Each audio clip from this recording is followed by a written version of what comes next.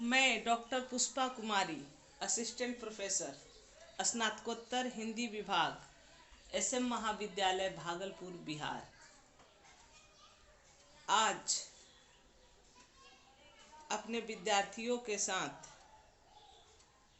मैं जिस पाठ्यक्रम पर विश्लेषण करने जा रही हूँ उसका शीर्षक है पारिभाषिक शब्दावली के प्रकार।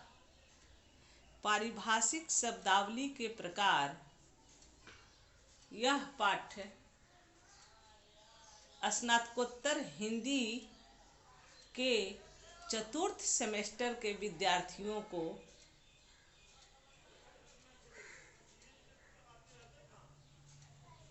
उनके पाठ्यक्रम में डाला गया है।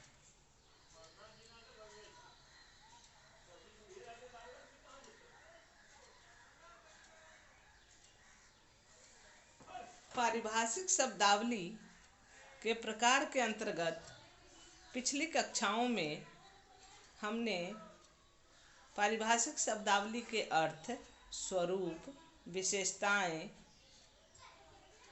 उसके निर्माण की प्रक्रिया आदि बहुत से विषयों पर विचार विमर्श किए हैं। अब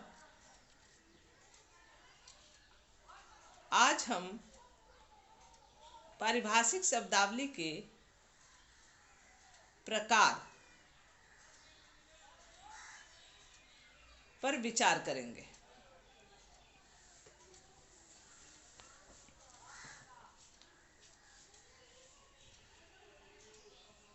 प्रत्येक भाषा का रूप विन्यास अलग होता है, इसलिए रूप की दृष्टि से शब्द की व्याख्या भाषा सापेक्ष होती है।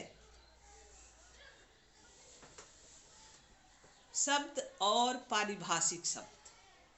पारिभाषिक शब्दावली के प्रकार को समझने से पहले हमें शब्द और पारिभाषिक शब्द क्या है इसे भी संक्षिप्त में समझ लेना आवश्यक है। एक या अधिक अक्षरों से बनी हुई स्वतंत्र सार्थक ध्वनि रचना को शब्द कहते हैं। अर्थात बच्चों, आप लोग बचपन से ही सुनते आ रहे हैं कि सार्थक ध्वनि समूह शब्द कहलाते हैं। अर्थात शब्द का निर्माण दो या दो से अधिक वर्णों के मेल से होता है, किंतु उन सभी को हम शब्द नहीं कह सकते हैं। अर्थात शब्द को शब्द बनने के लिए उसके अर्थ की अर्थात सार्थक रूप की परिणति आवश्यक है। अन्यथा निरर्थक शब्दों को साहित्य में या सामान्य बोलचाल की भाषा में भी उतने महत्व नहीं दिए जाते हैं। ठीक इसी तरह वह शब्द जो किसी विशेष ज्ञान के क्षेत्र में एक निश्चित अर्थ में प्रयुक्त होता है, पारिभाषिक शब्द कहे जाते हैं। पारिभाषिक शब्दावली के प्रकार। पारिभाषिक शब्दावली में 3 प्रकार के शब्द मिलते हैं। पहला पूर्ण पारिभाषिक, दूसरा मध्यस्थ और तीसरा सामान्य। शब्दों का एक वर्ग ऐसा होता है जो पारिभाषिक अर्थों में भी, जैसे अटैचमेंट, ऑपरेशन, दावा, अनुमोदन, आपत्ति आदि। यह शब्द समूह भाषा के स्वरूप का अभिन्न अंग होता है, साथ ही अधिकांश शास्त्रीय चिंतन का आधार भी। इस प्रकार के शब्दों के अनेक अर्थ होते हैं।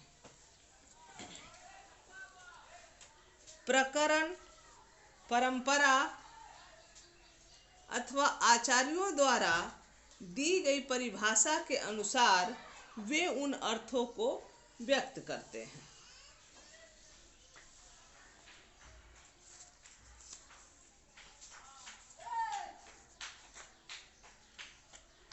चैम्बर्स टेक्निकल डिक्शनरी की भूमिका में एक स्थान पर लिखा है, technical words are in fact symbols adopted or invented by specialists and technicians to facilitate the precise recording of their ideas.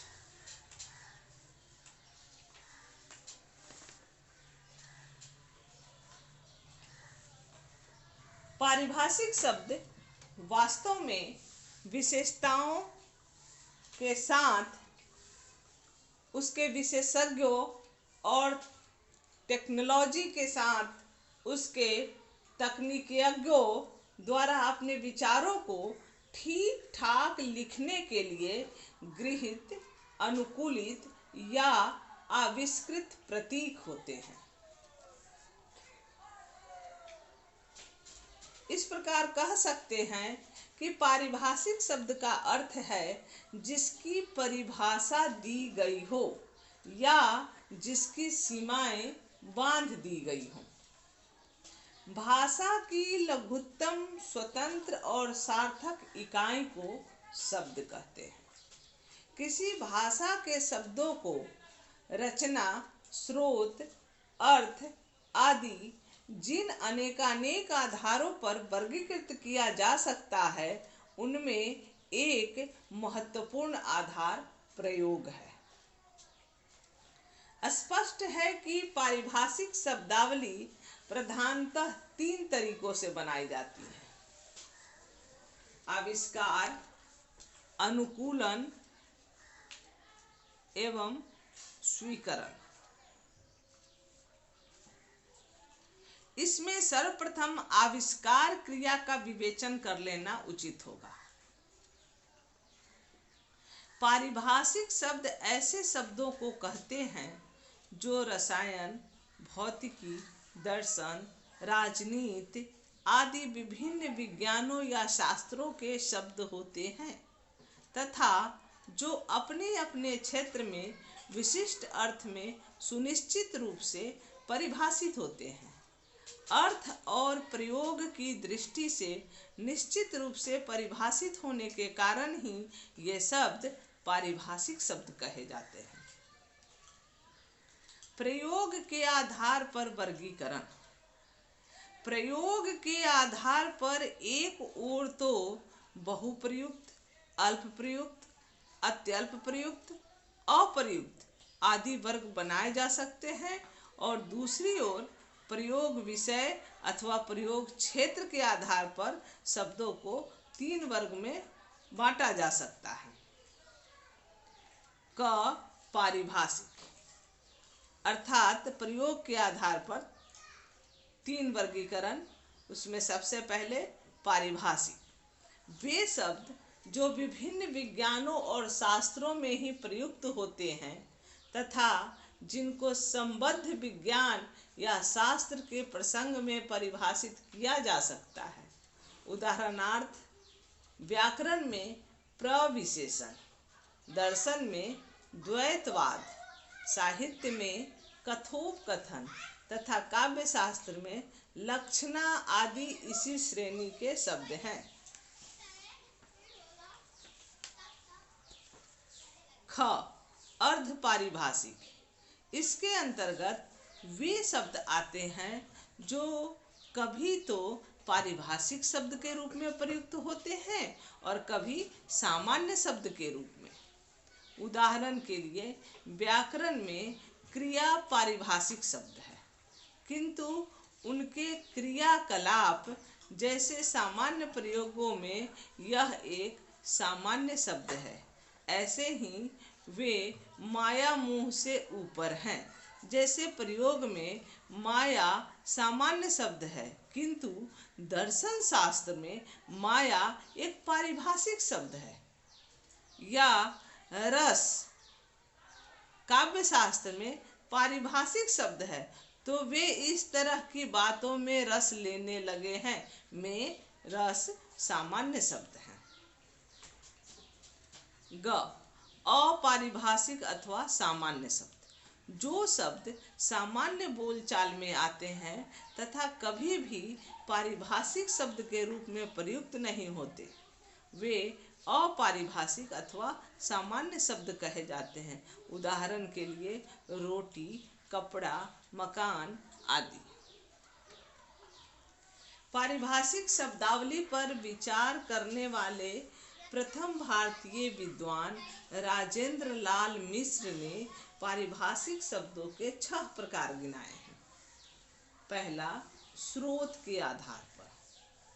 तत्सम, तद्भव, आगत, देशज, संकर अथवा परंपरागत, अर्थात अपनी भाषा परंपरा में पहले से प्रयुक्त चले आने वाले शब्द वो स्रोत के आधार पर शब्द कहलाते हैं। जैसे गृहीत, दूसरी भाषा के लिए गए, नवनिर्मित, नए बनाए गए। रचना के आधार पर। रचना के आधार पर शब्दों को 2 वर्गों में बांटते हैं, मूल शब्द और यौगिक शब्द। मूल शब्द अर्थात जो शब्द जैसा है उसमें कोई परिवर्तन न हो, और यौगिक शब्द, यौगिक के अर्थ के आधार पर यौगिक के 2 भेद हो सकते हैं। पहला सामान्य और दूसरा रूढ़। सामान्य शब्द तो अपना सामान्य अर्थ देते हैं, किंतु रूढ़ शब्द विशेष अर्थ में रूढ़ हो जाते हैं। तीसरा, प्रयोग के आधार पर। पूर्ण पारिभाषिक, जो केवल पारिभाषिक हो, सामान्य भाषा में प्रयुक्त न होते हों। जैसे अक्षर, जो सामान्य भाषा में लेटर या हर्फ है तो भाषा विज्ञान में सिलेबल। सामान्य शब्द यदि कभी कभी पारिभाषिक रूप में प्रयुक्त होता है तो उसे भी इसी वर्ग में रखना चाहिए। 4, अर्थ की सूक्ष्मता स्थूलता के आधार पर पारिभाषिक शब्दों का वर्गीकरण। अर्थ की सूक्ष्मता स्थूलता के आधार पर हम इसे 2 वर्ग, संकल्पना बोधक और दूसरा वस्तु बोधक में वर्गीकृत करते हैं। संकल्पना बोधक, जो सूक्ष्म संकल्पनाओं, प्रत्ययों या अवधारणाओं को व्यक्त करे, जैसे अद्वैतवाद, समीकरण, ऊर्जा। अब वस्तु बोधक, जो वस्तु को बोधित करे, जैसे कैल्शियम।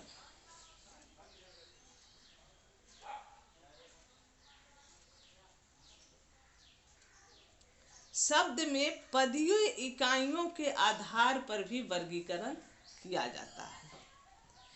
शब्द में पदीय इकाइयों के आधार पर वर्गीकरण के 3 प्रकार होते हैं। एक पदीय, द्विपदीय एवं त्रिपदीय। एक पदीय, जिसमें एक पद हो, जैसे धमनी। द्विपदीय, जैसा कि नाम से ही सुन रहे हैं, जिसमें 2 पद हों। वनस्पति विज्ञान तथा प्राणी विज्ञान में ऐसे नाम प्रायः मिलते हैं। जैसे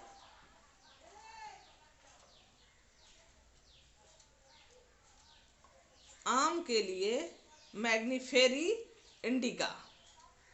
ऐसे नामों में पहला नाम वंश का तथा दूसरा जाति का होता है। 2 शब्दों वाले पारिभाषिक शब्द अन्य विज्ञानों में भी हो सकते हैं, किंतु उन्हें प्रायः द्विपदीय नहीं कहते हैं। जैसे गणित में चक्रवृद्धि ब्याज या भाषा विज्ञान में निकटस्थ अवयव, पर इसे हम द्विपदीय पारिभाषिक शब्द की श्रेणी में नहीं रख सकते हैं। त्रिपदीय, जिसमें 3 पद हों, ये 2 प्रकार के होते हैं। एक तो वे जिसमें पहला शब्द वंश का, दूसरा जाति का तथा तीसरा प्रजाति का होता है।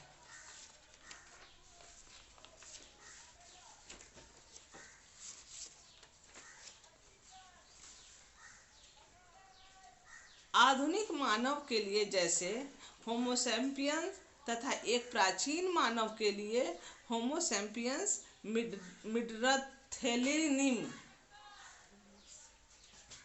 दूसरे प्रकार के त्रिपदीय पारिभाषिक शब्दों में पहला नाम वंश का, दूसरा जाति का तथा तीसरा अन्वेषक का होता है। जैसे मोर के लिए पोबोक्रिस्ट टेयुअस लिनियेनस।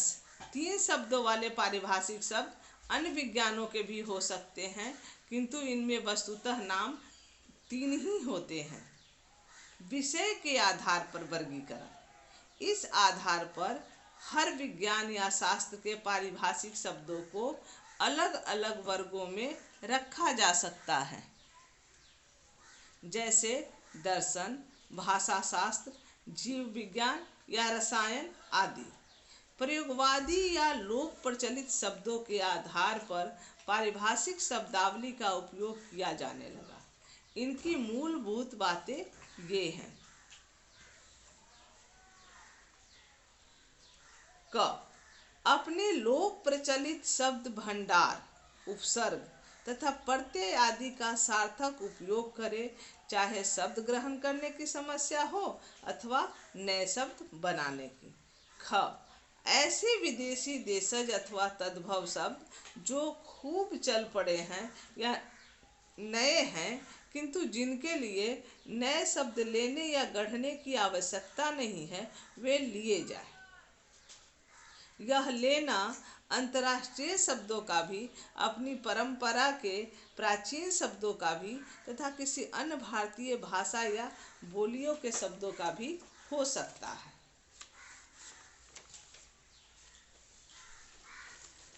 ग, लिया जाने वाला कोई शब्द यदि ध्वनि की दृष्टि से हमारी ध्वनि व्यवस्था के अनुकूल नहीं है तो उसे अनुकूलित कर लेना चाहिए।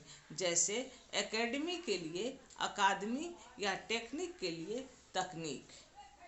घ, अनिवार्य होने पर अपनी भाषा के उपसर्ग प्रत्यय शब्द, धातु या अन्य भाषाओं से गृहीत शब्दों के आधार पर नए शब्द बनाए जाएं, किंतु यहाँ ध्यान रखा जाए कि उनमें अटपटापन न हो। काफी पारिभाषिक और अर्ध पारिभाषिक शब्द तो अपने प्रचलित शब्द भंडार से लिए गए हैं। जैसे तत्सम के शब्दों में अणु, लवण, सचिव, मंत्री, वर्ग, मंडल, परमाणु, ग्रंथि, स्पर्श, संधि, समास, अभ्यास आदि। तद्भव के शब्दों में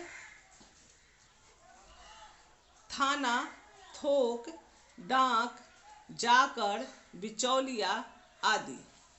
अरबी फारसी के उदाहरण नामंजूर, नायब, कानून, अदालत, दलाल, जिला, दस्तावेज, मुख्तारनामा, वकालतनामा आदि। अंग्रेजी के copyright, press, type, jail, radio, radar, television, oxygen आदि। इन प्रचलित शब्दों से काम नहीं चला तो काफी नए शब्द संस्कृत तथा अंग्रेजी से भी लिए गए। साथ ही कुछ शब्द अन्य भारतीय भाषाओं जैसे मराठी से झोपड़पट्टी, गुजराती से नवलिका, बांग्ला से साजगृह, रूपारोप, उड़िया से गोती, कन्नड़ से प्रतिष्ठान, तमिल से चिल्लर आदि शब्द भी लिए गए हैं। जहाँ तक समास का प्रश्न है, अधिकांश शब्द तत्सम जोड़ तत्सम, जैसे शक्ति संघर्ष, भाषा शिक्षण, यवनारंभ, लोक चेतना आदि। दूसरा तत्सम जोड़ तद्भव, जैसे रक्षा, चौकी। तीसरा तद्भव जोड़ तद्भव, जैसे दोहरा बोड़ा, गोल नाली, गोल धरना आदि।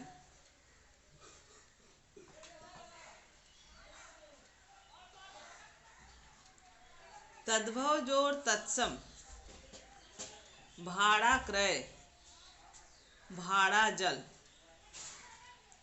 तद्भव जोड़ विदेशी, दोहरी किलेबंदी, बाहरी हाशिया, विदेशी जोर विदेशी, कमांडिंग ऑफिसर, उसकी हिंदी कमान अफसर।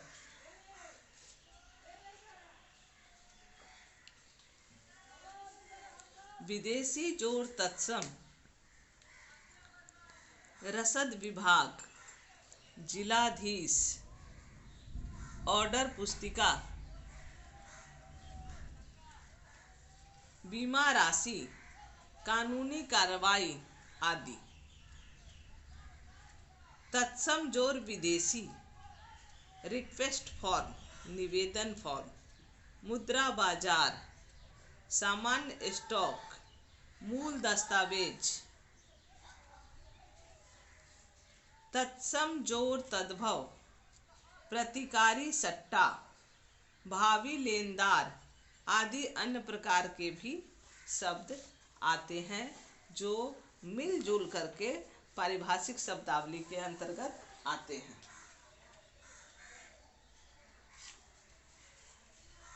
वे उपसर्ग जिनसे नए पारिभाषिक शब्द बनाए गए हैं, प्रायः तत्सम शब्दों में ही उन्हें जोड़ा गया है।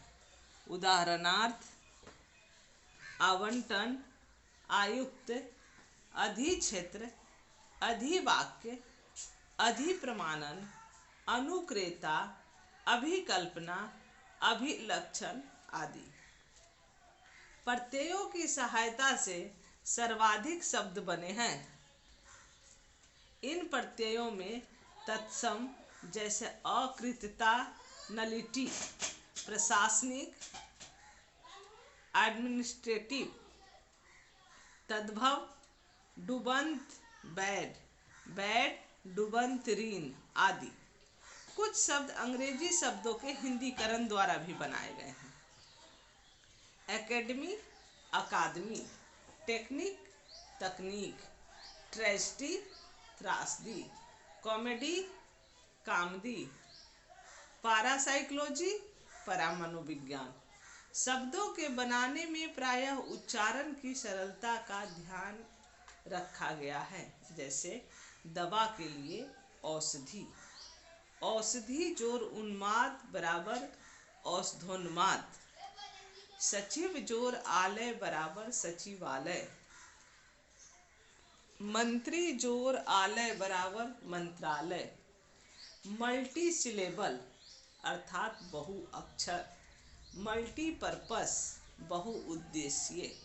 इस प्रकार हम देख रहे हैं कि पारिभाषिक शब्दावली के निर्माण में जो प्रक्रिया हुई, उसके आधार पर जो शब्दों का निर्माण हुआ, वो उन शब्दों को हम कितने प्रकारों में बांट सकते हैं, ये वर्गीकरण हम इस अध्याय में समझे। धन्यवाद।